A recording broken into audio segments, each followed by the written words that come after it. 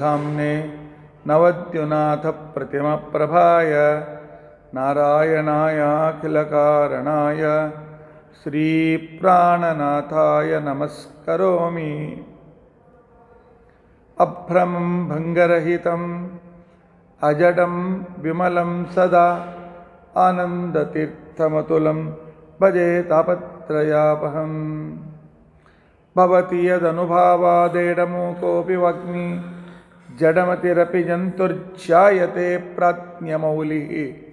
सकलवचनचेतो देवता भारती सा मम वचसि निधत्तां सन्निधिं मानसे च।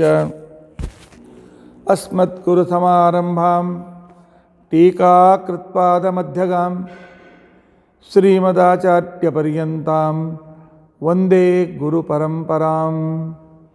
विद्यायां विबुधाचार्यं वेदज्ञानाब्धिचन्दिरं दुर्मतध्वान्तमार्ताण्डं सत्यध्यानमुनिं भजे।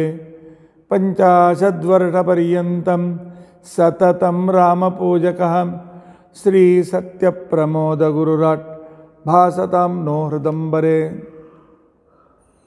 बन्धुस्त्वं गुरुरिष्टदैवतमिति त्वत्पादपङ्केरुहं प्राप्तं मां परिपालयेति सततं याचे निबद्धाञ्जलिः। चित्तं मद्गुणदोषचिन्तनविधौ नूनं मनं मा कृथाः। श्रीसत्यात्मगुरो त्वदङ्घ्रियुगलं हित्वा न मे सद्गतिः।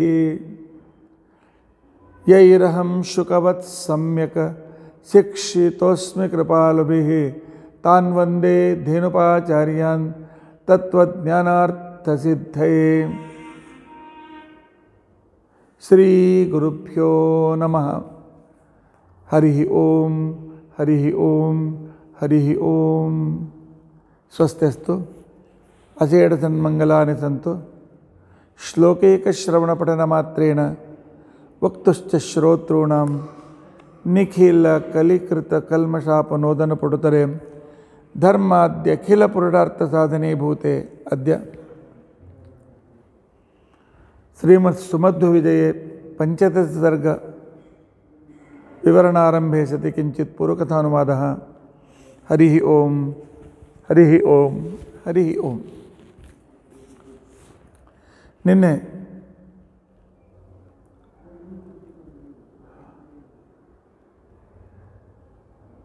ನಾಸ್ತಿಕರು ವೇದಗಳನ್ನು ಒಪ್ಪೋದಿಲ್ಲ. ಆದ್ದರಿಂದಾಗಿ ಕೇವಲ ನಾವು ಪ್ರತ್ಯಕ್ಷದಿಂದಲೇ ಏನಿದೆ ಅದಷ್ಟೇ ಒಪ್ತೇವೆ ಅಂತಕ್ಕಂಥ ಚಾರ್ವಾಕರಿಗೆ ನಮ್ಮ ಕಣ್ಣಿಗೆ ಕಾಣದೇ ಇರತಕ್ಕಂಥ ಅನೇಕ ವಸ್ತುಗಳ ಅಸ್ತಿತ್ವ ಇರುವುದರಿಂದ ಈ ಜ್ಞಾನ ಅವ್ಯಾಪ್ತವಾಗ್ತದೆ, ಸರಿಯಾಗೋದಿಲ್ಲ ಅಂತ ದೋಷವನ್ನು ಹೇಳಿ ಅದಕ್ಕೆ ಇಲ್ಲ ಅನುಮಾನದಿಂದ ನಾವು ಕಣ್ಣಿಗೆ ಕಾಣದೇ ಇದ್ದ ವಸ್ತುಗಳನ್ನು ಹೇಳ್ಬೋದು. ಹೇಗೆ ಹೊಗೆಯನ್ನು ನೋಡಿ ಬೆಂಕಿ ಇದೆ ಅಂತ ಹೇಳ್ಬೋದು, ಸಾಹಚರ್ಯ ನಿಯಮದಿಂದ ಹೇಳಲಿಕ್ಕೆ ಬರ್ತದೆ. ಆದ್ದರಿಂದ ಅನುಮಾನ ಮಾತ್ರ ನಾವು ಒಪ್ತೇವೆ. ಆದರೆ ಅನುಮಾನ ಮಾತ್ರ ಒಪ್ಪೋದ್ರಿಂದ ದೇವರು ಇದ್ದಾನೆ ಅಂತ ತಿಳ್ಕೊಂಡಂತನ್ನು ಸಿದ್ಧ ಮಾಡಲಿಕ್ಕೆ ಬರೋದಿಲ್ಲ. ಅದಕ್ಕೆ ಹೇಳಿದರು ದೇವರು, ಧರ್ಮ, ಅಧರ್ಮ ಇವು ಅತೀಂದ್ರಿಯ ವಸ್ತುಗಳು. ಪ್ರತ್ಯಕ್ಷದಿಂದ ಬರ್ತಕ್ಕಂಥ ಏನು ಅನುಮಾನದಿಂದ ಕೆಲವು ಪ್ರತ್ಯಕ್ಷ ವಸ್ತುಗಳನ್ನು ಸಾಧಿಸಬೇಕಾಗಿದ್ದರೆ ಪ್ರತ್ಯಕ್ಷದ ಸಹಾಯ ಬೇಕು. ಅನುಮಾನ ಅಂದರೆ ಯುಕ್ತಿ. ಇಲ್ಲ ಅತೀಂದ್ರಿಯ ವಸ್ತುಗಳನ್ನು ಸಾಧಿಸಬೇಕಾಗಿದ್ದರೆ ಅಪೌರುಷೇಯ ವೇದದ ಸಹಾಯ ಬೇಕು. ಬರೀ ಅನುಮಾನ ಏನು ಬೇಕಾದ ಅನುಮಾನ ಮಾಡಲಿಕ್ಕೆ ಬರ್ತದೆ, ಉಲ್ಟಾ ಸುಲ್ಟಾ ಅನುಮಾನ ಕೂಡ ಮಾಡಲಿಕ್ಕೆ ಬರ್ತದೆ. ಆದ್ದರಿಂದ ಬರೀ ತರ್ಕ ಸರಿಯಲ್ಲ ಅಂತಿಕೊಂಡಂತ ಅನ್ನೋದನ್ನು ನಿನ್ನಿನ ದಿವಸ ನಾವು ತಿಳಿದು ವೇದಗಳನ್ನು ಒಪ್ಪಲೇಬೇಕು ಅಂತ ಅನ್ನೋ ವಿಚಾರವನ್ನು ಹೇಳಿದ್ದೇವೆ. ಇಲ್ಲದೇ ಇದ್ದರೆ ಅವರು ತತ್ವಜ್ಞಾನಿಗಳಲ್ಲ, ಅವರು ಕೇವಲ ಪ್ರತ್ಯಕ್ಷ ವಸ್ತುಗಳ ಜ್ಞಾನಿಗಳು ಅಂತ ಅರ್ಥ. ಅದಕ್ಕೆ ತ್ರಿವಿಕ್ರಮ ಪಂಡಿತರು ಪ್ರಶ್ನೆ ಮಾಡ್ತಾರೆ, ಇಲ್ಲ ಕೆಲವು ಅದ್ವೈತವಾದಿಗಳು ಭಾಸ್ಕರಾಚಾರ್ಯರೇ ಮೊದಲಾಗಿರ್ತಕ್ಕಂಥ ಅದ್ವೈತವಾದಿಗಳು ಇದ್ದಾರೆ. ಅವರ ಪ್ರಕಾರ ದೇವರೊಬ್ಬನೇ ಸತ್ಯ, ಆನಂತರ ಉಳಿದದ್ದೆಲ್ಲೂ ಅಸತ್ಯ. ದೇವರೇ ಜಗತ್ತಿನ ರೂಪದಿಂದ ಪರಿಣತನಾಗ್ತಾನೆ, ಆದ್ದರಿಂದಾಗಿ ಅವನು ಅನಂತ ಗುಣ ಹೇಗಾಗಲಿಕ್ಕೆ ಸಾಧ್ಯತೆ ಇದೆ ಅನ್ನುವ ಪ್ರಶ್ನೆಯನ್ನು ಮಾಡ್ತಾರೆ. ಅವರ ಪ್ರಕಾರ ನಾವು ವೇದ ಒಪ್ತೇವೆ, ವೇದ ಪ್ರಕಾರ ದೇವರಿದ್ದಾನೆ ಅಂತ ಒಪ್ತೇವೆ, ಮತ್ತು ಸೃಷ್ಟಿ ದೇವರಿಂದಲೇ ಆಗ್ತದೆ, ಚೇತನ ದೇವರಿಂದಲೇ ಸೃಷ್ಟಿ ಆಗ್ತದೆ ಅಂತ ಅನ್ನೋದು ಒಪ್ತೇವೆ. ಆದರೆ ಬ್ರಹ್ಮನನ್ನು ಬಿಟ್ಟು ಬೇರೆ ವಸ್ತುವಿನ ಅಸ್ತಿತ್ವ ಜಗತ್ತಿನಲ್ಲಿ ಇಲ್ಲ, ಬ್ರಹ್ಮ ಒಂದೇ ಸತ್ಯ ಅನ್ನುವ ಅನೇಕ ಪ್ರಮಾಣಗಳಿವೆ. ಆದ್ದರಿಂದಾಗಿ ಅವನೇ ಜಗತ್ತಿನ ರೂಪದಿಂದ ಅಭಿವ್ಯಕ್ತನಾಗ್ತಾನೆ. ಇನ್ನು ಜಗತ್ತಿನ ರೂಪದಿಂದ ಅಭಿವ್ಯಕ್ತನಾಗ್ತಾನೆ ಅಂತ ತಿಳ್ಕೊಂಡಂತಂದರೆ ಅವನು ಜಡ ಆಯ್ತಲ್ಲ, ಚೇತನ ಹೇಗಾದ? ಜಡಚೇತನ ಮಿಶ್ರನಾದ. ಅಂಥವನು ಸೀಮಿತವಾಗಿರ್ತಕ್ಕಂಥ ಸೃಷ್ಟಿಯಾದಿಗಳನ್ನು ಮಾಡ್ತಾನೆ. ಅನಂತ ಗುಣ ಅಂತ ತಿಳ್ಕೊಂಡಂತ ಅವನಿಗೆ ಹೇಳ್ತೀರಿ, ದೋಷರಹಿತ ಅಂತ ಹೇಗೆ ಹೇಳ್ತೀರಿ ಅಂತ ಪ್ರಶ್ನೆ ಮಾಡಿದರೆ, ಹೀಗೆ ಅವ್ರು ಹೇಳ್ತಾರೆ. ಇದಕ್ಕೆ ಆಚಾರ್ಯರ ಉತ್ತರವೇನು ಅಂತ ತಿಳ್ಕೊಂಡಂತ ಹೇಳಿ ಕೇಳಿದಾಗ ಆಚಾರ್ಯರು ಹೇಳ್ತಾರೆ, ಈ ಮಾತು ಬ್ರಹ್ಮನೇ ಜಗತ್ತಾಗ್ತಾನೆ ಅಂತ ತಿಳ್ಕೊಂಡಂತನ್ನುವ ಅವರ ವಿಚಾರ ಸರಿಯಲ್ಲ. ಯಾಕೆಂತಂದರೆ ಜಗತ್ತಿನಲ್ಲಿ ವಿಕೃತಿ ಉಂಟು ಜಡ ಪದಾರ್ಥಗಳಿಗೆ ಮಾತ್ರ, ಚೇತನನಿಗೆ ವಿಕೃತಿ ಇಲ್ಲ. ಚೇತನಾಧಿಷ್ಠಿತ ದೇಹಕ್ಕೆ ವಿಕೃತಿ ಇದೆ, ಯಾಕೆ ಅದು ಜಡ. ಆದರೆ ಚೇತನಲ್ಲಿ ಯಾವುದೇ ವಿಕಾರ ಉಂಟಾಗುವುದಿಲ್ಲ. ಆದ್ದರಿಂದಾಗಿ ಭಾಸ್ಕರಾಚಾರ್ಯರು ವೇದವನ್ನು ಒಪ್ತಾರೆ. ವೇದವನ್ನು ಒಪ್ತಕ್ಕಂಥ ಸಂದರ್ಭದಲ್ಲಿ ವೇದಗಳೇ ಚೇತನನು ಅವಿಕಾರಿ ಅಂತಿಕೊಂಡಂತನ್ನೋ ಮಾತನ್ನು ಬಹಳ ಸ್ಪಷ್ಟವಾಗಿ ವೇದಗಳು ಹೇಳ್ತಾ ಇರುವುದರಿಂದಾಗಿ ಅದನ್ನು ನಾವು ಚೇತನ ಬ್ರಹ್ಮನೇ ಜೀವನಾಗಿ ಹುಟ್ಟಿದ ಅಂತ ತಿಳ್ಕೊಂಡಂತಕ್ಕಂಥ ವಿಚಾರವನ್ನು ಸ್ವೀಕಾರ ಮಾಡಲಿಕ್ಕೆ ಬರೋದಿಲ್ಲ. ಆದ್ದರಿಂದ ವೈಶೇಷಿಕರ ನಿರ್ಗುಣತ್ವವಾದ ಅಂತ ತಿಳ್ಕೊಂಡಂತೇನೆ ಇದೆ, ಇಲ್ಲ ಭಾಸ್ಕರರ ಪರಿಣಾಮವಾದ ಅಂತ ತಿಳ್ಕೊಂಡಂತೇನಿದೆ, ಇದು ಸರಿಯಲ್ಲ. ಯಾಕೆಂತ ತಿಳ್ಕೊಂಡಂತಂದರೆ ನಿಮ್ಮ ಬ್ರಹ್ಮ ಜಗತ್ತಿಗೆ ಪರಿಣಾಮಿ ಕಾರಣ ಅಂತ ತಿಳ್ಕೊಂಡಂತನ್ನುವ ಸಿದ್ಧಾಂತದಲ್ಲಿ ಅತಿವ್ಯಾಪ್ತಿ ದೋಷಗಳು ಬರ್ತದೆ. ಯಾಕೆ ಅತಿವ್ಯಾಪ್ತಿ ದೋಷ ಬರ್ತದೆ ಅಂತ ತಿಳ್ಕೊಂಡಂತಂದರೆ ಬ್ರಹ್ಮ ಚೇತನಂ ಪರಿಣಾಮಿ ಕಾರಣತ್ವಾತ್ ಅಂತಿಕೊಂಡಂತೇಳಿ ಅನುಮಾನ ಮಾಡಿದರೆ, ಬ್ರಹ್ಮ ಚೇತನನಾಗಿದ್ದರೂ ಜಗತ್ತಿನ ರೂಪದಿಂದ ಪರಿಣಾಮವನ್ನು ಹೊಂತಾನೆ ಅಂತ ತಿಳ್ಕೊಂಡಂತಂದರೆ ಪರಿಣಾಮವನ್ನು ಹೊಂದುವಿಕೆ ಜಡದಲ್ಲಿಯೂ ಇದೆ. ಆದ್ದರಿಂದಾಗಿ ಜಡದಲ್ಲಿ ಈ ಲಕ್ಷಣ ಅತಿವ್ಯಾಪ್ತವಾಗ್ತದೆ. ಅದಕ್ಕೋಸ್ಕರ ಇದು ಸರಿಯಾಗಿರ್ತಕ್ಕಂಥದ್ದಲ್ಲ.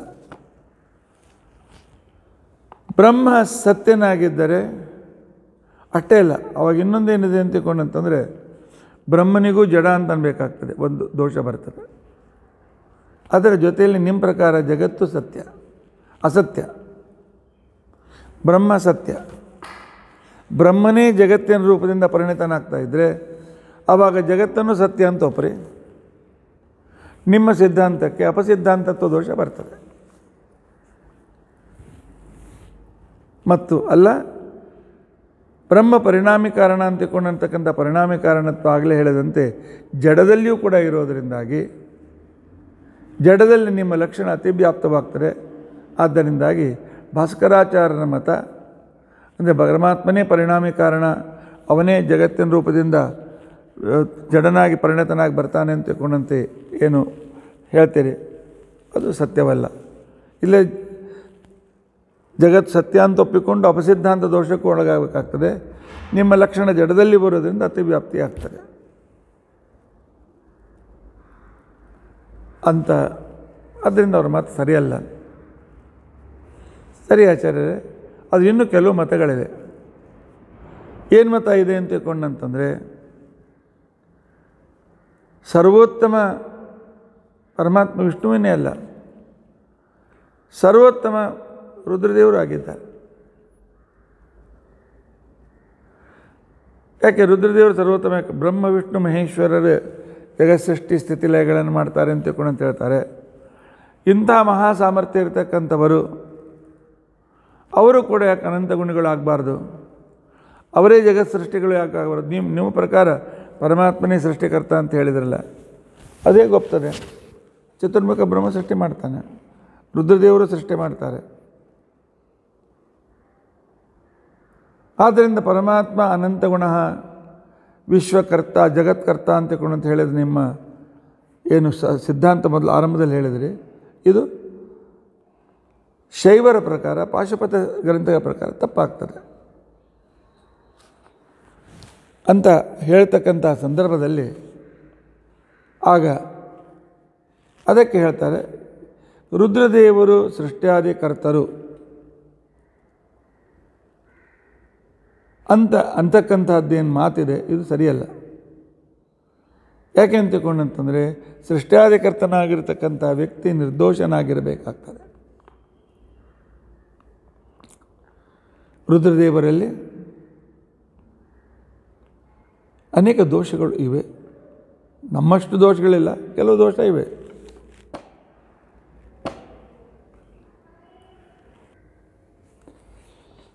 ಈ ಬಗ್ಗೆ ಮಧ್ವೇಜದ ಶ್ಲೋಕ ಈ ರೀತಿಯಾಗಿದೆ. ನ ವಿಶ್ವಕೃತ್ ಪಶುಪತಿ, ರುದ್ರದೇವರು ಜಗತ್ತಿನ ಸೃಷ್ಟಿಕರ್ತರು ಆಗಲಿಕ್ಕೆ ಸಾಧ್ಯವಿಲ್ಲ. ಶ್ರೂಯಮಾಣ ಅಗುಣತ್ವತಃ, ಅವರಲ್ಲಿ ವೇದದಲ್ಲಿ ಯಾವ ವೇದ ವಿಷ್ಣು ಸರ್ವೋತ್ತಮತ್ವವನ್ನು ಹೇಳುತ್ತದೆ ಅದೇ ವೇದ. ರುದ್ರದೇವರಲ್ಲಿ ಅನೇಕ ಅನಾನುಕೂಲತೆಗಳಿವೆ, ಅಸ್ವತಂತ್ರರಾಗಿದ್ದಾರೆ. ಆನಂತರ ಕೆಲವು ದೋಷಗಳಿವೆ ಅಂತಿಕೊಂಡಂತೇಳಿ ವೇದವೇ ಹೇಳುತ್ತದೆ. ಯುಕ್ತಿ, ಇದಕ್ಕೆ ಯುಕ್ತಿ ಏನು ಹೇಳ್ತೀರಿ ಅಂತಿಕೊಂಡಂತಂದರೆ, ರುದ್ರಾದಿ ದೇವತಾ ಜಗತ್ ಸೃಷ್ಟಿಕರ್ತಾರ ನೈವ ಭವಂತಿ, ರುದ್ರಾದಿ ದೇವತೆಗಳು ಜಗತ್ತನ್ನು ಸೃಷ್ಟಿ ಮಾಡುವುದಕ್ಕೋಸ್ಕರ ಸಮರ್ಥರು ಆಗುವುದಿಲ್ಲ. ಮನುಷ್ಯವತ ದೋಷಯುಕ್ತತ್ವಾತ್ ಮನುಷ್ಯವತ, ದೋಷಗಳು ಇರುವುದರಿಂದ ಅವರು ಜಗತ್ ಸೃಷ್ಟಿಕರ್ತರು ಆಗಲಿಕ್ಕೆ ಸಾಧ್ಯವಿಲ್ಲ. ಹೇಗೆ ನಮ್ಮಂತೆ ಇಲ್ಲ. ಮತ್ತು ರುದ್ರದೇವರಂತೆ ಕೆಲವರು ಗಣಪತಿ ಸರ್ವೋತ್ತಮ ಅಂತ ಹೇಳ್ತಾರಲ್ಲ, ಕೆಲವರು ಸೂರ್ಯ ಸರ್ವೋತ್ತಮ ಅಂತ ತಿಳ್ಕೊಂಡಂತ ಹೇಳ್ತಾರಲ್ಲ, ಅಂತ ಅನ್ನೋದಕ್ಕೋಸ್ಕರ ಆಚಾರ್ಯರು ಉತ್ತರ ಕೊಡ್ತಾರೆ, ನವಿಶ್ವಕತ್ ಪಶುಪತಿ ಶ್ರೂಯಮಾಣ ಅಗುಣತ್ವತಃ. ಹಿಂದಾಗಿ ದೋಷಗಳು ಇರುವುದರಿಂದ ರುದ್ರದೇವರೇ ಸೃಷ್ಟಿಕರ್ತ ಅಲ್ಲ ಅಂತಂದಮೇಲೆ, ಕಿಂ ಪುನಃ ವಿಘ್ನ ಬ್ರಧ್ನಾದ್ಯ, ವಿಘ್ನ ಅಂತಂದರೆ ಗಣಪತಿ, ವಿಘ್ನರಾಜ, ಬ್ರಧ್ನ ಅಂತಂದರೆ ಸೂರ್ಯ. ಸೂರ್ಯ ಮತ್ತು ಗಣಪತಿ ಇವರು ಹೇಗೆ ರುದ್ರದೇವರೇ ಸೃಷ್ಟಿಕರ್ತರು ಅಲ್ಲ ಅಂತಂದಮೇಲೆ, ಅವರಿಗಿಂತ ಕಡಿಮೆ ಯೋಗ್ಯತೆ ಇರತಕ್ಕಂತಹ ಗಣಪತಿ, ಸೂರ್ಯ ಇವರು ಸೃಷ್ಟಿಕರ್ತರಾಗಲಿಕ್ಕೆ ಸಾಧ್ಯವಿಲ್ಲ. ಆದ್ದರಿಂದ ಸೌರರು, ಗಣಪತ್ಯರು, ಪಾಶುಪತರು ಇವರು ಹೇಳ್ತಕ್ಕಂಥ ಶಿವ ಸರ್ವೋತ್ತಮ, ಗಣಪತಿ ಸರ್ವೋತ್ತಮ, ಸೂರ್ಯ ಸರ್ವೋತ್ತಮ ಅಂತಕ್ಕಂಥ ಮತಗಳು ಇವು ಯೋಗ್ಯವಾಗಿರ್ತಕ್ಕಂಥದ್ದಲ್ಲ ಅಂಥೇಳಿ ಈ ಶ್ಲೋಕದಲ್ಲಿ ಅದನ್ನು ಖಂಡನೆ ಮಾಡ್ತಾರೆ. ಇಲ್ಲ, ರುದ್ರದೇವರಿಗೆ ದೋಷ ಇದೆ ಅಂತ ಎಲ್ಲಿ ಬಂದಿದೆ ಅಂದರೆ, ವೇದದಲ್ಲಿ ಮಂತ್ರ ಇದೆ, ಸಹ ಅರೋದೀತ್ ಯದ್ ಅರೋದೀತ್ ರುದ್ರಸ್ಯ ರುದ್ರತ್ವಂ. ಬ್ರಹ್ಮದೇವರು ತಮ್ಮ ಕ್ರೋಧದಿಂದ ಯಾವಾಗ ರುದ್ರದೇವರನ್ನು ಸೃಷ್ಟಿ ಮಾಡಿದರು, ತಾವು ಕ್ರೋಧ ಸ್ವರೂಪ ಅಂತಿಕೊಂಡಂಥೇಳಿ ಅವರು ದುಃಖದಿಂದ ಅಳ್ಳಿಕ್ಕೆ ಪ್ರಾರಂಭ ಮಾಡಿದರು. ದುಃಖ, ಅಳು ಇವೆಲ್ಲ ದೋಷಗಳು. ಆಗ ಅತ್ತಿಯಲ್ಲ, ಅದರಿಂದಾಗಿ ರೋದನಾಥ್ ರುದ್ರ, ಅದರಿಂದ ರುದ್ರ ಅಂತ ಹೆಸರು ಬರಲಿ ಅಂತ ತಿಳ್ಕೊಂಡಂಥೇಳಿ ಬ್ರಹ್ಮದೇವರು ಹೇಳಿದ್ದರಿಂದಾಗಿ ರುದ್ರದೇವರು ಅಪೂರ್ಣರು, ದೋಷಯುಕ್ತರು ಆಗ್ತಾರೆ. ಅಷ್ಟೇ ಅಲ್ಲ, ಅಂಬೃಣಿ ಸೂಕ್ತದಲ್ಲಿ ಯಂಕಾಮಯೇ ತಂತಂ ಉಗ್ರಂ ಕರೋಣಿ, ನಾನು ಬೇಕಾದರೆ ಈಗಿದ್ದ ರುದ್ರನ ತೆಗೆದು ಹೊಸ ಬೇಕಾದ ರುದ್ರನ ಇಡಬಹುದು, ಅನೇಕ ರುದ್ರನ ಚೇಂಜ್ ಮಾಡ್ಕೋತಿರ್ಬೋದು, ಅಷ್ಟು ಸಾಮರ್ಥ್ಯ ನನ್ನಲ್ಲಿದೆ ಅಂತ ತಿಳ್ಕೊಂಡಂತೇಳಿ ಮಹಾಲಕ್ಷ್ಮೀ ದೇವಿ ಆ ಶ್ಲೋಕದ ಆ ಮಂತ್ರದಲ್ಲಿ ಹೇಳ್ತಾಳೆ. ಯಂಕಾಮಯೇ ರುದ್ರಂ ಕೃಣೋಮಿ ತಂ ಬ್ರಹ್ಮಾಣಂ ತಂ ತಿಂ ಸಂವೃಣೇದಾಂ ಅಹಂ ರುದ್ರಾಯ ಧನುರಾತನೋಮಿ ಅಹಂ ರುದ್ರೇಭಿ ವಸೋಭಿಶ್ಚರಾಮಿ. ರುದ್ರದೇವರಿಂದ ತೆಗೆದುಕೊಂಡು ನಾನು ಅವರನ್ನು ನನ್ನ ಜೊತೆಗೆ ಇಟ್ಟುಕೊಂಡು ಅಧೀನದಲ್ಲಿಟ್ಟುಕೊಂಡು ಅನೇಕ ರೀತಿಯಾಗಿರ್ತಕ್ಕಂಥ ಜಗತ್ತಿನ ಸಂಪತ್ತಿಯನ್ನು ಕೊಡ್ತೇನೆ ಅಂತ ತಿಳ್ಕೊಂಡಂತೇಳಿ ಹೇಳ್ತಕ್ಕಂಥ ಲಕ್ಷ್ಮೀಯ ದೇವಳಾದ್ದರಿಂದಾಗಿ ರುದ್ರದೇವರು ಸರ್ವೋತ್ತಮರಲ್ಲ, ಆದ್ದರಿಂದಾಗಿ ಅವರು ಸರ್ವೋತ್ತಮರು, ಸೃಷ್ಟಿಕರ್ತರು ಆಗಲಿಕ್ಕೆ ಸಾಧ್ಯವಿಲ್ಲ ಅನ್ನುವ ಮಾತನ್ನು ಹೇಳ್ತಾರೆ. ಇಲ್ಲ, ಮತ್ತು ವೇದದಲ್ಲಿ ಬ್ರಹ್ಮದೇವರು ಸೃಷ್ಟಿ ಮಾಡಿದರು, ರುದ್ರದೇವರು ಸೃಷ್ಟಿ ಮಾಡಿದರು, ಬ್ರಹ್ಮದೇವರು ಜಗತ್ತಿನ ಬ್ರಹ್ಮಾಂಡದನ್ನು ನೋವಿದ ಸೃಷ್ಟಿ ಮಾಡಿದರು ಅಂತ ಭಾಗವತ ಹೇಳ್ತಾರೆ, ವೇದ ಹೇಳ್ತಾರೆ. ರುದ್ರದೇವರು ಅಹಂಕಾರದಲ್ಲಿ ವೈಕಾರಿಕತೆ ಸಾಧಿ ಅಹಂಕಾರಗಳಲ್ಲಿ ಅನೇಕ ರೀತಿಯಾದಂಥ ಸೃಷ್ಟಿ ಮಾಡಿದರು ಅಂತ ಹೇಳ್ತಾರೆ. ಇದಕ್ಕೇನು ನಿಮ್ಮ ಅಭಿಪ್ರಾಯ? ಯಾಕೆ ರುದ್ರದೇವರು ಸೃಷ್ಟಿಕರ್ತರಲ್ಲ? ವೇದದಲ್ಲಿ ಹೇಳೋದೇ ಅಲ್ಲ, ಪುರಾಣದಲ್ಲಿ ಹೇಳೋದೇ ಅಲ್ಲ. ಅದಕ್ಕೋಸ್ಕರ ಹಾಗಲ್ಲ. ರುದ್ರ ಬ್ರಹ್ಮಾದಿ ಶಬ್ದಗಳು ಪರಮಾತ್ಮನ ಶಬ್ದವಾಚಿಯಾಗಿವೆ. ರುಜಂ ದ್ರಾವಯತೆ ಯಸ್ಮಾತ್ ರುದ್ರ ತಸ್ಮಾತ್ ಪ್ರಕೀರ್ತಿತಃ. ರೋಗವನ್ನು ಪರಮಾತ್ಮ ದೂರ ಮಾಡುವುದರಿಂದಾಗಿ ಪರಮಾತ್ಮನಿಗೆ ರುದ್ರ ಅಂತ ಹೆಸರು. ಬೃಹಂತಹ ಗುಣಃ ಇತಿ ಅನಂತ ಗುಣಯುಕ್ತ ನಾರಾಯಣ ಬ್ರಹ್ಮ ಹೇಳಿದ್ರಿಂದಾಗಿ ಬ್ರಹ್ಮ ಶಬ್ದವಾಚ್ಯೋ ನಾರಾಯಣನನ್ನು ಹೇಳ್ತಾರೆ. ಆದ್ದರಿಂದಾಗಿ ಮುಖ್ಯ ಸೃಷ್ಟಿಕರ್ತನಾಗಿರ್ತಕ್ಕಂಥವನು ಅವನೇ. ಅಷ್ಟೇ ಅಲ್ಲ, ಭಾಗವತದಲ್ಲಿ ಸ್ಪಷ್ಟವಾಗಿ ಹೇಳ್ತಾನೆ, ಬ್ರಹ್ಮಣಿ ಬ್ರಹ್ಮರೂಪೋಸೋ ಬ್ರಹ್ಮರೂಪೋಹಂ ಶಿವರೂಪಿ ಶಿವೇ ಸ್ಥಿತ. ಬ್ರಹ್ಮನಲ್ಲಿ ಬ್ರಹ್ಮನಾಗಿ ಶಿವನಲ್ಲಿ ಶಿವನಾಗಿ ನಾನು ಜಗತ್ತಿನ ಸೃಷ್ಟಿಯನ್ನು ಮಾಡ್ತೇನೆ ಅಂತ ತಿಳ್ಕೊಂಡಂತೇಳಿ ಪರಮಾತ್ಮ ಸ್ಪಷ್ಟವಾಗಿ ಭಾಗವತದಲ್ಲಿ ಹೇಳಿದ್ದರಿಂದ ರುದ್ರಾದಿ ದೇವರುದ್ರ ಗಣಪತಿ ಇತ್ಯಾದಿಗಳನ್ನು ಸೃಷ್ಟಿಕರ್ತರಾಗಲಿಕ್ಕೆ ಸಾಧ್ಯವಿಲ್ಲ.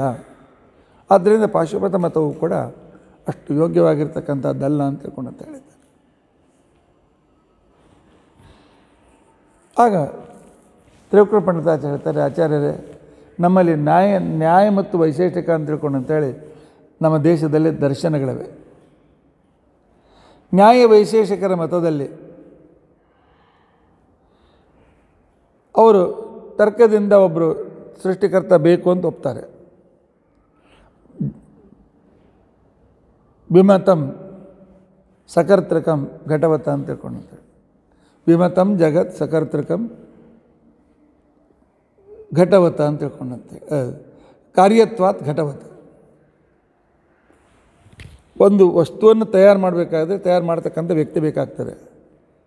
ಕಾರಣ ಅಂತ ತಿಳ್ಕೊಂಡ್ರೆ ರಾ ಮಟೀರಿಯಲ್, ಕಾರ್ಯ ಅಂತ ತಿಳ್ಕೊಂಡಂತಂದರೆ ಅದರಿಂದ ಒಂದು ರೂಪವನ್ನು ಪಡೆದಿರ್ತಕ್ಕಂಥ ಒಂದು ವಸ್ತು, ಅದು ಕಾರ್ಯ ಅಂತ ಅನ್ಸ್ಕೊಳ್ತಾರೆ. ಮಣ್ಣು ಇದು ಸಾಧನ ಅಂತ ಅನಿಸ್ಕೊಂಡ್ರೆ, ಕಾರಣ ಅಂತ ಅನಿಸ್ಕೊಂಡ್ರೆ ಕಾರ್ಯ ಗಡಿಗೆ. ಹಾಗೆ ಜಗತ್ತು ಕಾರ್ಯ.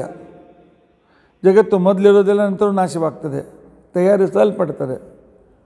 ಕಾರ್ಯವಾದ್ದರಿಂದ ಇದಕ್ಕೊಬ್ಬನು ಕರ್ತ ಬೇಕು. ಆದ್ದರಿಂದಾಗಿ ಜಗತ್ತನ್ನು ಸೃಷ್ಟಿ ಮಾಡೋದಕ್ಕೋಸ್ಕರ ದೇವರು ಬೇಕಾಗ್ತದೆ. ದೇವರು ಜಗತ್ ಕಾರಣ. ಆದರೆ ನೀವು ದ್ವೈತಿಗಳು ಹೇಳುವಂಥ ಅನಂತ ಗುಣ ಇಲ್ಲ. ಅವನಲ್ಲಿ ಆನಂದಾದಿ ಗುಣಗಳು ಇಲ್ಲ ಅಂತ ತಿಳ್ಕೊಂಡು ಅಂತೇಳಿ ಅವ್ರು ಹೇಳ್ತಾರೆ.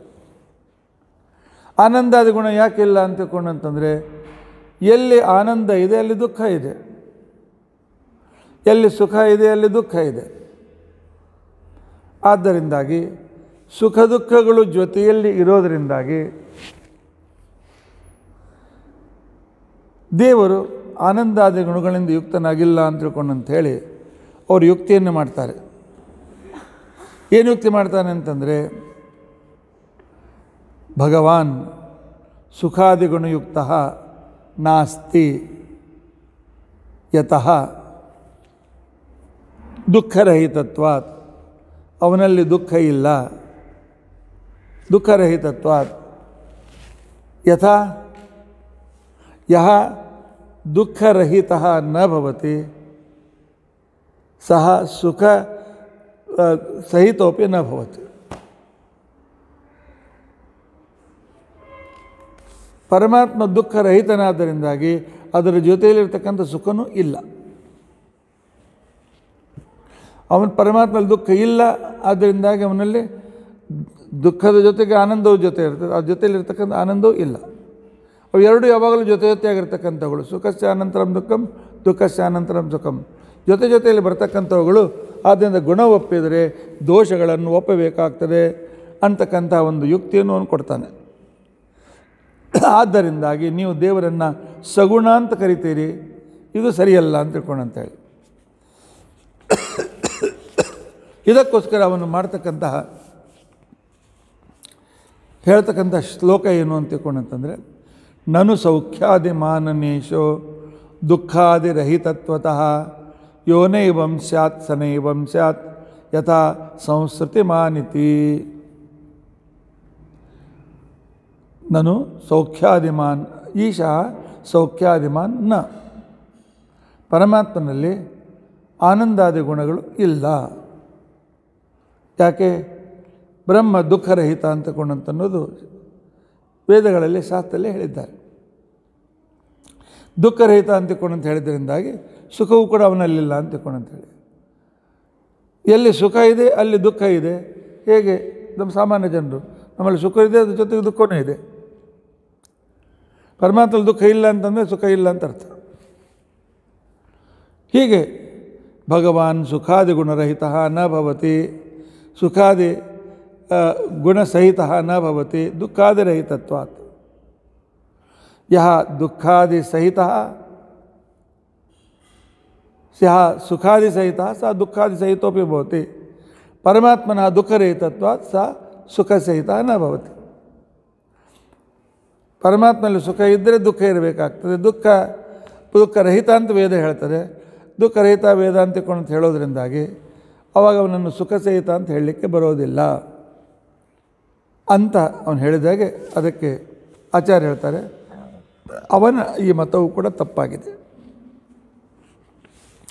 ಅವನ ಮತ ಯಾಕೆ ತಪ್ಪಾಗಿದೆ ಅಂತ ತಿಳ್ಕೊಂಡಂತಂದರೆ, ಏವಂ ಚೇತ್ ವಿಮತೋ ಜ್ಞಾನಿ ನ ಭ್ರಾಂತಿರಹಿತತ್ವತಃ ಸ ಏವಂ ನೋ ಇತ್ಯನುಮೀಯತೆ.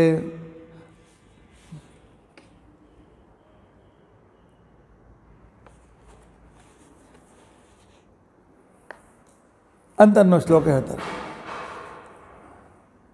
ಒಂದು ವೇಳೆ ದುಃಖರಹಿತನಾದ್ದರಿಂದ ಸುಖ ಇಲ್ಲ ಅಂತಕೊಂಡಂತ ಅವನು ಹೇಳಬೇಕಾಗಿದ್ದರೆ,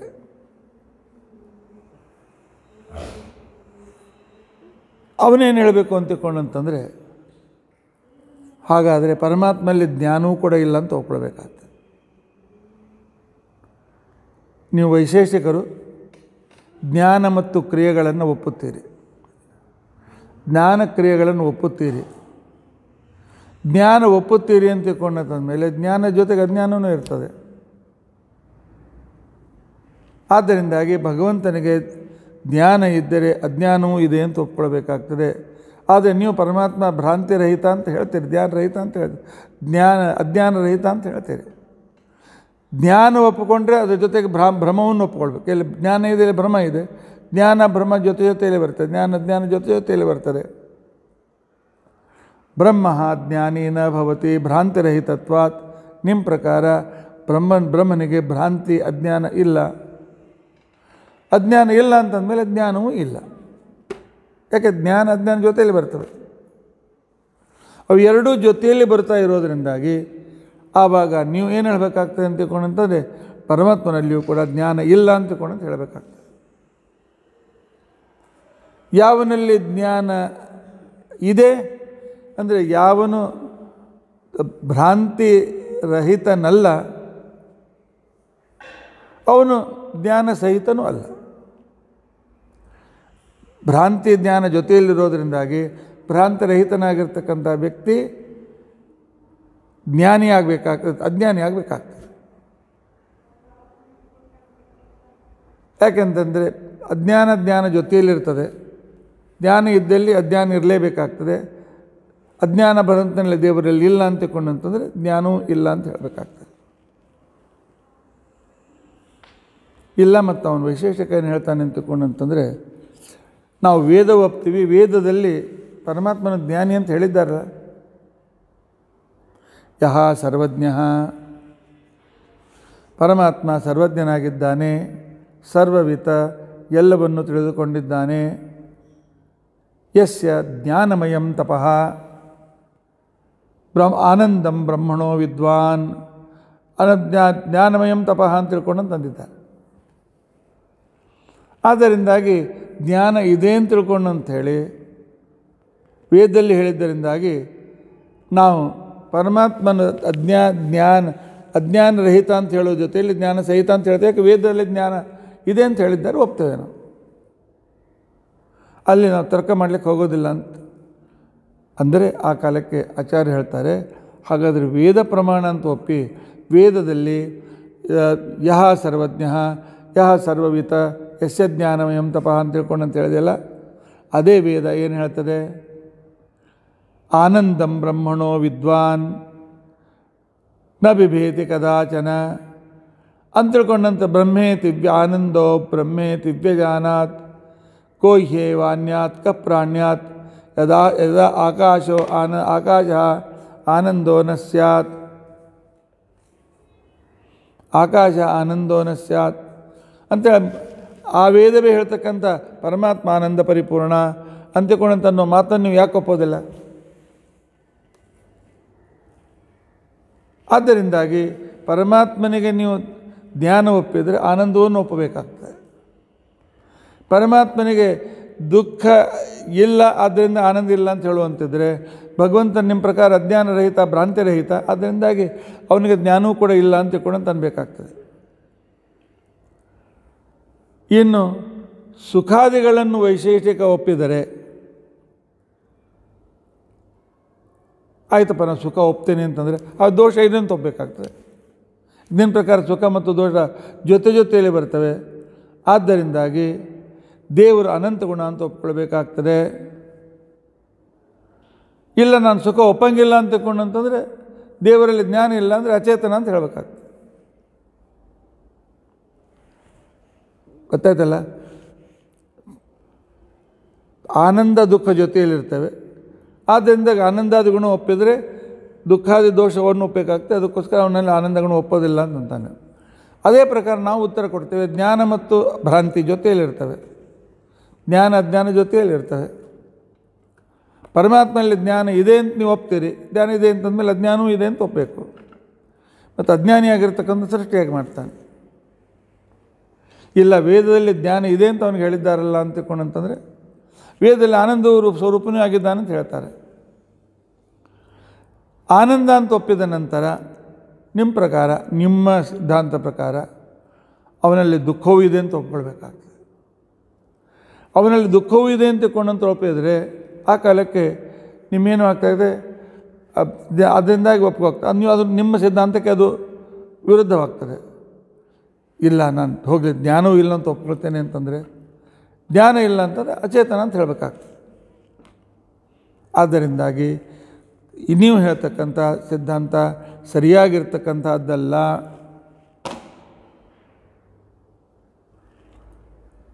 ಅಂಥೇಳಿ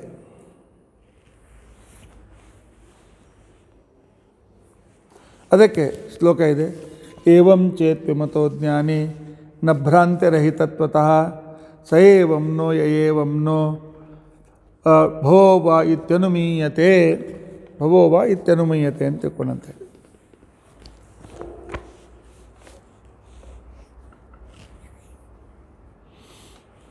ಮತ್ತು ಸರ್ವಜ್ಞಸ್ಯ ಜ್ಞತಾಂ ವೇದಃ ಶ್ರದ್ಧೇಯೋ ನಿರುಣದ್ಧಿ ಚೇತ್ ತಸ್ಯೇವ ಅಮಂದ ಆನಂದಂ ವದನ್ ಆಶ್ರಾವ್ಯ ಸೌ ಕಥಂ. ವೇದದಲ್ಲಿ ಅವನಿಗೆ ಜ್ಞಾನ ಇದೆ ಅಂತ ಹೇಳಿದ್ದಾರೆ, ಅದನ್ನು ಒಪ್ತೇನೆ ಅಂತಂದರೆ ಆನಂದ ಇದ್ದಾರೆ ಅಂತನೂ ಶ್ರುತಿ ನಿಮ್ಮ ಕಿವಿಗೆ ಬೀಳಲಿಲ್ಲೇನು, ನೀವು ಸರಿಯಾಗಿ ಓದಲಿಲ್ಲೇನು, ಮುಂದೆ ನೋಡಲಿಲ್ಲೇನು ಅಂತ ತಿಳ್ಕೊಂಡಂತ ಹೇಳಿದಾಗ ಆ ಕಾಲದಿಂದ ಪರಮಾತ್ಮಲ್ಲಿ ಆನಂದವನ್ನು ಒಪ್ಪಲೇಬೇಕಾಗ್ತದೆ ಅಂತ ತಿಳ್ಕೊಂಡಿದ್ದಾರೆ.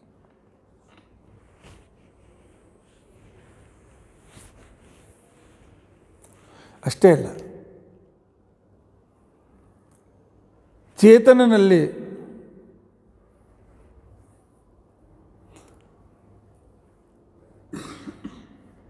ಜ್ಞಾನ ಇಚ್ಛಾದಿಗಳಂತೆ ದುಃಖವೂ ಕೂಡ ಇದೆ. ಇಲ್ಲ ಮತ್ತು ನಮ್ಮಲ್ಲಿ ಪರಮಾತ್ಮನಿರ್ತಕ್ಕಂಥ ಜ್ಞಾನ ಇಚ್ಛಾದಿಗಳು ಸಮವಾಯ ಸಂಬಂಧದಿಂದ ಇವೆ. ಆದ್ದರಿಂದಾಗಿ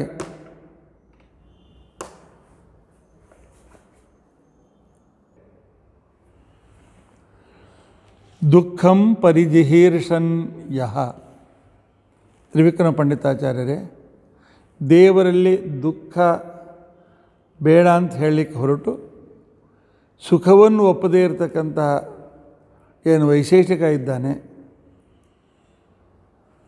ಅವನಿಗೆ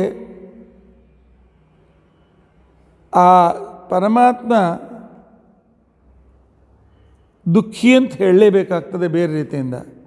ಸಹಂತ ಆಪತಿತಂ ದುಃಖಂ ಈಶಸ್ಯ ವ್ಯಸ್ಮರಜ್ವಡ. ನಿನ್ನ ಮತದ ಅವನ ಮತದ ಪ್ರಕಾರ ಈಶ್ವರನಿಗೆ ದುಃಖಾದಿಗಳನ್ನು ಒಪ್ಪಲೇಬೇಕಾಗ್ತದೆ. ಹೇಗೆ ಅಂತ ತಿಳ್ಕೊಂಡಂತಂದರೆ, ವೈಶೇಷಿಕರ ಪ್ರಕಾರ ಸಮವಾಯ ಸಂಬಂಧ ಇದು ಒಂದೇ ಆಗಿರ್ತದೆ. ಸಮವಾಯ ಸಂಬಂಧ ಒಂದೇ. ಸಮವಾಯ ಸಂಬಂಧ ಅಂತಂದರೆ ನಿತ್ಯ ಸಂಬಂಧ. ನಿತ್ಯ ಸಂಬಂಧ ಅಂತ ಸಮವಾಯ ಸಂಬಂಧ ಅಂತ ಕರೀತಾರೆ. ಈಗ ಈ ಪುಸ್ತಕದ ಮೇಲೆ ಇಟ್ಟಿದ್ದೇನೆ. ಇದು ಸಂಯೋಗ ಸಂಬಂಧ, ಇದು ಅನಿತ್ಯ ಸಂಬಂಧ. ಆದರೆ ಈ ತಂತುವಿಗೂ ಬಟ್ಟೆಗೂ ಇರ್ತಕ್ಕಂಥ ಸಂಬಂಧ ಇದು ನಿತ್ಯ ಸಂಬಂಧ, ಸಮವಾಯ ಸಂಬಂಧ. ಇಲ್ಲ ದಾರ ತೆಗಿತೀವಿ ಅಂತ ದಾರ ತೆಗೆದ್ಮೇಲೆ ದಾರ ಆಗ್ತದೆ, ಬಟ್ಟೆ ಆಗೋದಿಲ್ಲ. ತಂತು ಬಟ್ಟೆಗಳ ಸಂಬಂಧ ಇದು ಸಮವಾಯ ಸಂಬಂಧ. ನೀನೇನು ಮಾಡ್ತೀವಿ ಅಂತ ತಿಳ್ಕೊಂಡಂತಂದರೆ, ಚೇತನನಾದ ಭಗವಂತನಲ್ಲಿ ಜ್ಞಾನ ಇಚ್ಛಾ ಕ್ರಿಯೆಗಳು ವೇದದಲ್ಲಿ ಹೇಳಿದಂತೆ ನಿತ್ಯ ಸಂಬಂಧದಿಂದ ಸಮವಾಯ ಸಂಬಂಧದಿಂದ ಇವೆ ಅಂತ ತಿಳ್ಕೊಂಡು ನೀನು ಹೇಳ್ತೀವಿ.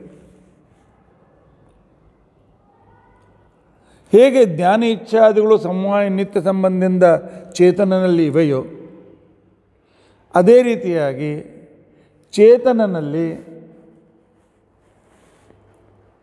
ದುಃಖವೂ ಕೂಡ ಸಮವಾಯ ಸಂಬಂಧದಿಂದ ಇದೆ. ಚೇತನ ಜೀವ, ದೇವರು ಚೇತನ, ಇವನು ಚೇತನ, ಇವನಲ್ಲಿ ದುಃಖ ಇದೆ, ದುಃಖವೂ ಕೂಡ ಸಮವಾಯ ಸಂಬಂಧದಿಂದ ಇದೆ. ಇಲ್ಲಿ ದೇವರಲ್ಲಿ ದುಃಖ ರಾಹಿತ್ಯ ಸಮವಾಯ ಸಂಬಂಧದಿಂದ ಇದೆ, ಜೀವನಲ್ಲಿ ದುಃಖ ಸಹಿತತ್ವ ಸಮವಾಯ ಸಂಬಂಧದಿಂದ ಇದೆ. ಇರಲ್ದು ಯಾಕೆ ನಂದೇನು ಗಂಟು ಹೋಯ್ತು, ನೀನು ಭಾಳ ದೊಡ್ಡ ಗಂಟು ಹೋಯ್ತು ಅಂತ ಹೇಳ್ತಾರೆ ಆಚಾರ್ಯ. ಯಾಕೆ ನಿನ್ನ ಪ್ರಕಾರ ಸಮವಾಯ ಒಂದೇ, ಸಮವಾಯ ಸಂಬಂಧ ಒಂದೇ. ಆದ್ದರಿಂದಾಗಿ ಜೀವನಲ್ಲಿದ್ದ ದುಃಖದ ಸಮವಾಯ, ಈ ಚೇತನಲ್ಲಿರ್ತಕ್ಕ ದುಃಖ ಸಮವಾಯ, ಆ ಚೇತನಾದ ಪರಮಾತ್ಮನಲ್ಲಿರ್ತಕ್ಕಂಥ ದುಃಖರಹಿತ ಸಮವಾಯ ಎರಡೂ ಒಪ್ಕೊಂಡ್ರೆ ಅಪಸಿದ್ಧಾಂತ ಅಂತನ್ನುವ ದೋಷ ನನಗೆ ಬರ್ತದೆ. ನೈಯಾಯಿಕರ ಪ್ರಕಾರ, ವೈಶೇಷಿಕ ಪ್ರಕಾರ ಜಗತ್ತಿನಲ್ಲಿ ನಿತ್ಯ ಸಂಬಂಧ ಒಂದೇ.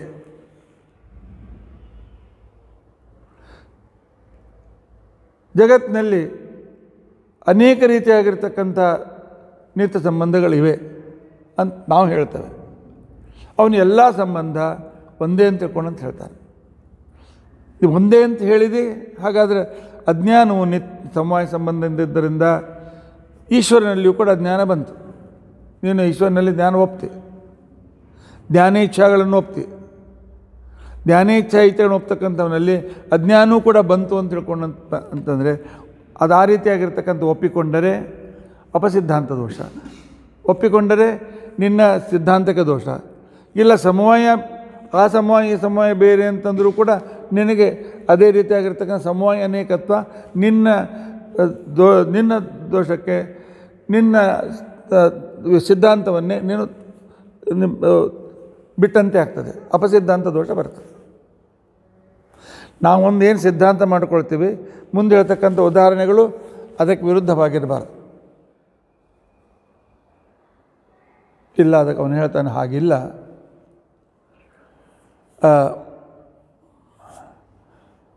ಜೀವನಲ್ಲಿ ಸಮವಾಯ ಸಂಬಂಧ ಇದ್ದರೂ ಕೂಡ ಸಂಸಾರಿ ಜೀವನದಲ್ಲಿರುವ ಸಮವಾಯ ದೇವರಲ್ಲಿರ್ತಕ್ಕಂತಹ ಸಮವಾಯ ಒಂದೇ ಆಗಿದ್ದರೂ ಸಹಿತ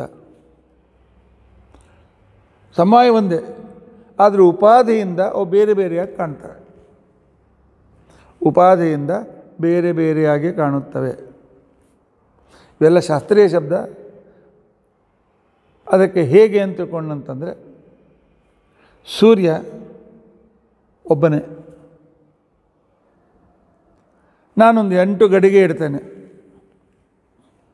8 ಗಡಿಗೆಯಲ್ಲಿ ಸೂರ್ಯ ಬೇರೆ ಬೇರೆ ಬೇರೆಯಾಗಿ ಕಾಣ್ತಾನೆ. ಅಲ್ಲಿಯೂ ಸೂರ್ಯ ಇದ್ದಾನೆ, ಇಲ್ಲೂ ಸೂರ್ಯ ಇದ್ದಾನೆ, ಇಲ್ಲೂ ಸೂರ್ಯ ಇದ್ದಾನೆ, ಇಲ್ಲೂ ಸೂರ್ಯ ಇದ್ದಾನೆ, ಇಲ್ಲೇ ಸೂರ್ಯ ಇದ್ದಾನೆ. ಉಪಾಧಿ ಅಂತ ತಿಳ್ಕೊಂಡಂತಂದರೆ ಸೂರ್ಯನನ್ನು ತೋರಿಸುವ ಸಾಧನ. ಉಪಾಧಿ ಗಡಿಗಳಲ್ಲಿ ಭಿನ್ನತೆ ಇದೆ, ಸೂರ್ಯನನ್ನು ಒಬ್ಬನೇ ಆಗಿದ್ದಾನೆ.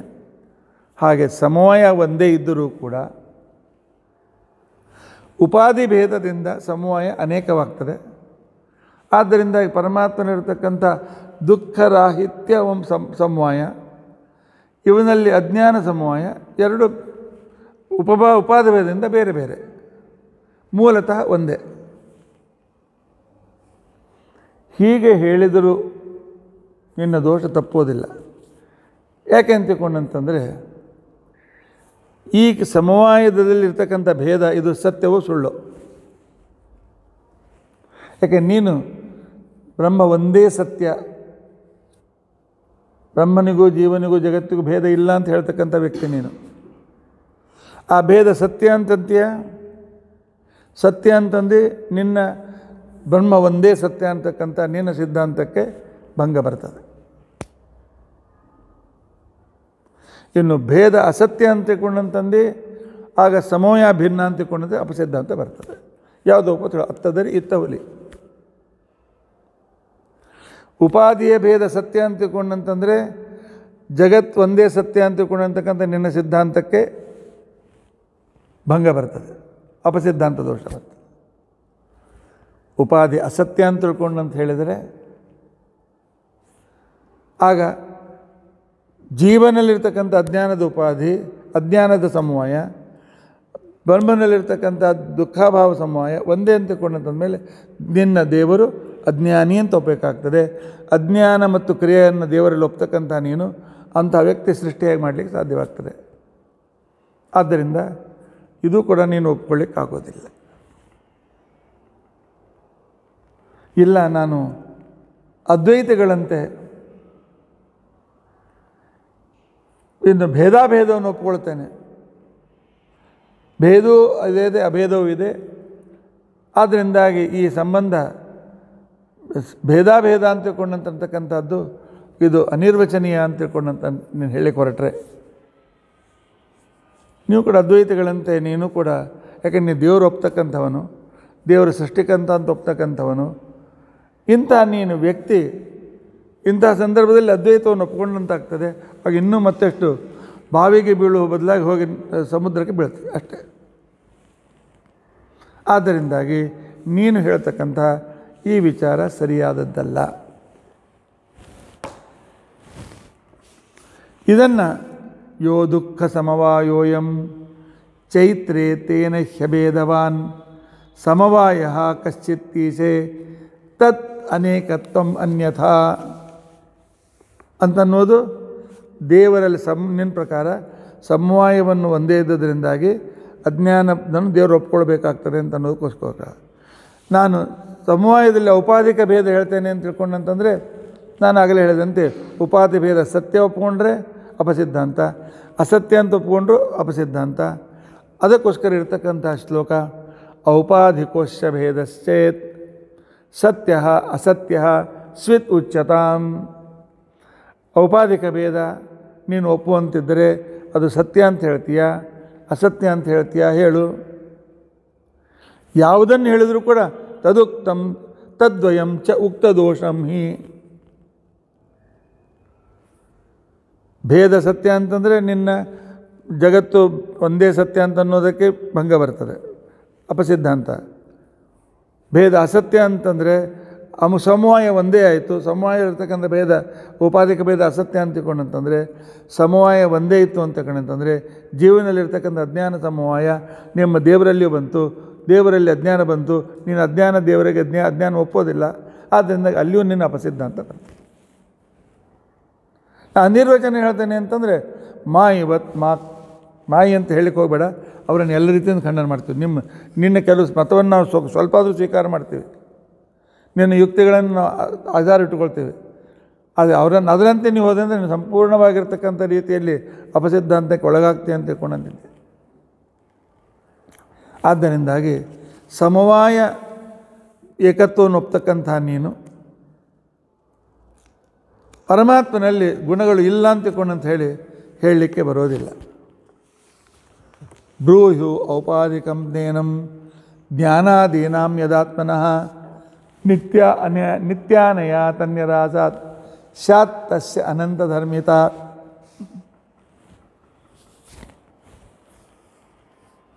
ಅಷ್ಟೇ ಅಲ್ಲ ತ್ರಿವಿಕ್ರಮರೇ, ವೈಶೇಷಿಕರು ದೇವರಿಗೂ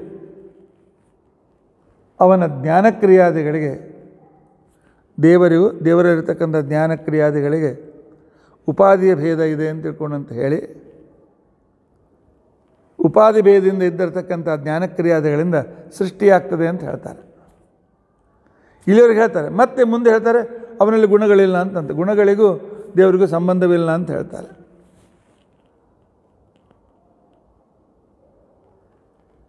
ಇದು ಕೂಡ ಸರಿ ಬೀಳೋದಿಲ್ಲ. ಯಾಕಂದ್ರೆ ಅಂತಕೊಂಡಂತಂದರೆ ಸೃಷ್ಟಿಯಾದಿಗಳಿಗೋಸ್ಕರ ಬಂದಿರತಕ್ಕಂಥ ದೇವರಲ್ಲಿ ಸೃಷ್ಟಿಯಾದಿಗಳಿಗೋಸ್ಕರ ಬಂದಿರತಕ್ಕಂಥ ಜ್ಞಾನೇಚ್ಛಾದಿಗಳು ಉಪಾದಿಯಿಂದ ಬಂದಿವೆ ಅಂತ ನೀವು ಹೇಳ್ತಾರಲ್ಲ, ಈ ಉಪಾಧಿ ಭೇದ, ಉಪಾದಿಯಿಂದ ಪರಮಾತ್ಮನಿಂದ ಭಿನ್ನವಾದಂಥ ಜ್ಞಾನೇಚ್ಛಾದಿಗಳು ಅಂತ ಹೇಳುವಾಗ ಈ ಭೇದ ಇದೆಯಲ್ಲ, ಇದು ಸತ್ಯವೋ ಅಸತ್ಯವೋ?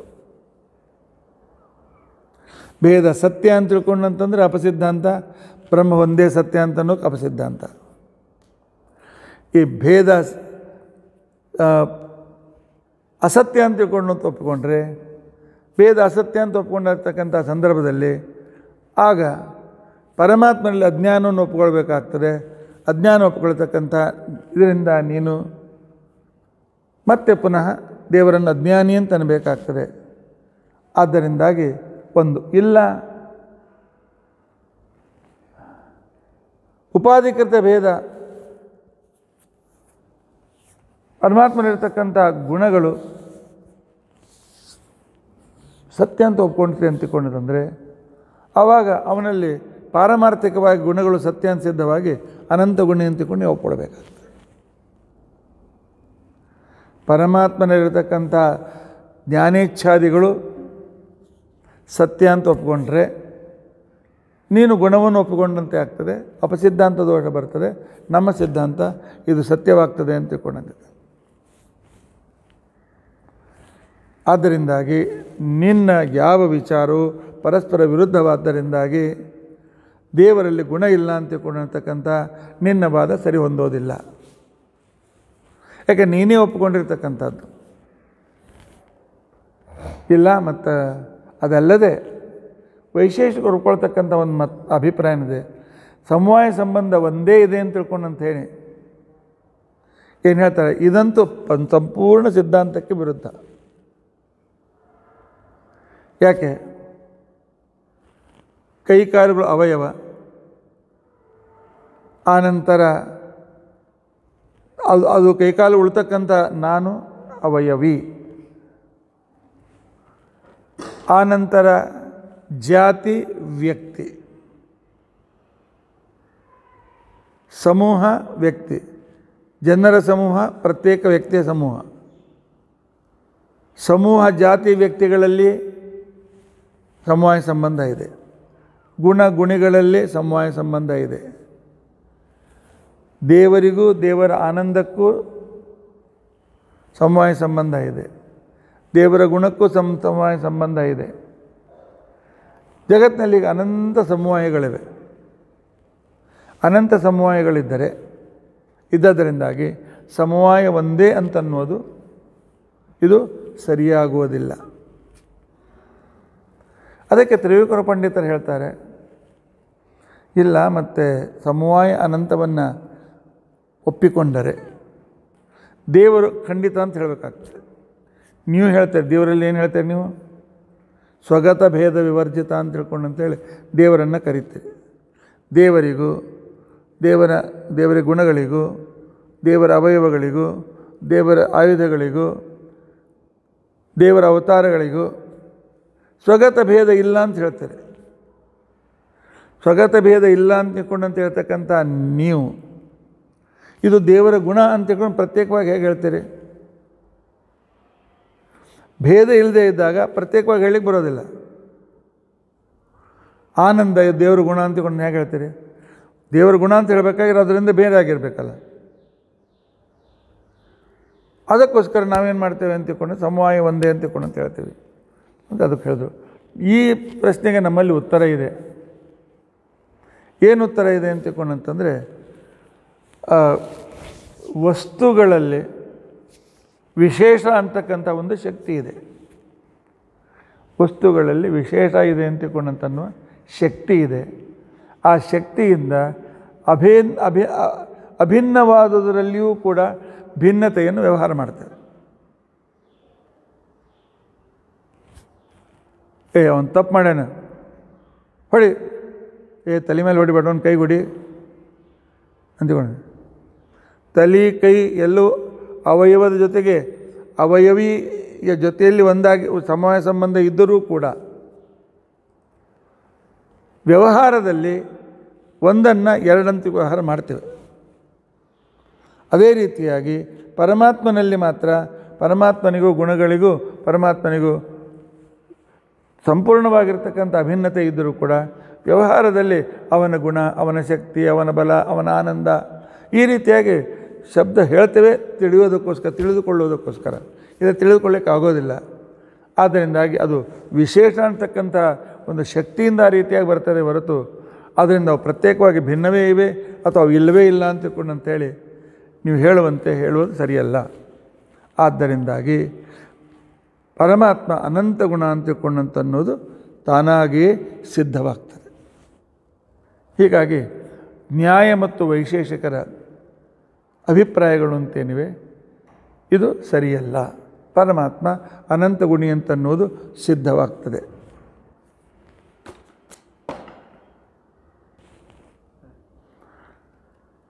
ಏನಂತೀರಿ ತ್ರಿಕೋಣ ಆಚಾರ್ಯ? ತ್ರಿಕೋಣ ಹೌದೌದು ಸರಿ, ವೈಶೇಷಿಕರು ತಪ್ಪು. ಪರಮಾತ್ಮನಲ್ಲಿ ಗುಣ ಇಲ್ಲ ಅಂತ ತಿಳ್ಕೊಂಡಂತ ಹೇಳಿ ಸುಖ ಇಲ್ಲ ಅಂತ ಹೇಳ್ತಕ್ಕಂಥವ್ರು ತಪ್ಪಿದೆ. ನಿಮ್ಮ ಅನಂತ ಗುಣಗಳು ಸರಿ. ಹಾಗಾದ್ರೆ ಮತ್ತೆ ಇಲ್ಲರಿ, ಮತ್ತೆ ಅನೇಕ ಪ್ರಶ್ನೆ ಇವೆ. ಇನ್ನು ಏನು ಪ್ರಶ್ನೆ ಇದೆ? ಬೌದ್ಧರು ಅಂತ ತಿಳ್ಕೊಂಡಂತೇಳಿ ಬುದ್ಧವರು ಒಂದು ವಾದ ಬಂದಿದೆ. ಅವ್ರೇನು ಹೇಳ್ತಾರೆ? ಎಲ್ಲವೂ ಶೂನ್ಯ ಅಂತ ತಿಳ್ಕೊಂಡಂತ ಹೇಳ್ತಾರೆ. ಆ ಶೂನ್ಯ ಅಂತ ತಿಳ್ಕೊಂಡಂತ ಹೇಳ್ತಾರೆ. ಶೂನ್ಯ ತತ್ವವೇ ಈ ಸಂಪೂರ್ಣ ಜಗತ್ತಿನ ಸೃಷ್ಟಿಗೆ ಕಾರಣ ಅಂತ ತಿಳ್ಕೊಂಡಂತ ಹೇಳಿ ಹೇಳ್ತಾರೆ. ನೀವು ಪರಮಾತ್ಮ ಜಗತ್ತಿನ ಸೃಷ್ಟಿಗೆ ಕಾರಣ ಅಂತ ತಿಳ್ಕೊಂಡಂತ ಹೇಳ್ತೀರಿ. ಇದರ ಅಭಿಪ್ರಾಯ ಏನು ಅಂತ ತಿಳ್ಕೊಂಡಂತ ಹೇಳಿ ಆಯಿತು ಹೇಳ. ಭಾಳ ನೀವು ಕೂತ್ಕೊಳ್ಳಿಕ್ಕೆ ತಯಾರಿತ್ತು ಅಂತ ತಿಳ್ಕೊಂಡಂತಂದರೆ ಇದರ ಉತ್ತರ ಸ್ವಲ್ಪ ವಿಸ್ತಾರವಾಗಿದೆ. ಹಾಗಾದರೆ ಆಚಾರ್ಯ ನಾಳಿನ ದಿವಸ, ಯಾಕೆ ಶ್ರೋತೃಗಳು ಭಾಳ ಹೊತ್ತು ಕೂತ್ಕೊಂಡಿದ್ದಾರೆ, ಬೌದ್ಧರ ಶೂನ್ಯವಾದವು ಕೂಡ ಸರಿಯಲ್ಲ ಅಂತ ತಿಳ್ಕೊಂಡಂತ ಅನ್ನೋದನ್ನು ನಾಳಿನ ದಿವಸ ನಾವು ತಿಳಿದುಕೊಳ್ಳಕ್ಕೆ ಪ್ರಯತ್ನಿಸೋಣ. ಇತಿ ಅದ್ಯ ಕಥಾ ಪ್ರಸಕ್ತಿ. ಶ್ರೀಕೃಷ್ಣಾರ್ಪಣಮಸ್ತು. ಇನ್ನೊಮ್ಮೆ ನಿಮ್ಮ ಆಕಲನಕ್ಕೆ ಹೇಳ್ತೇನೆ, ದೇವರು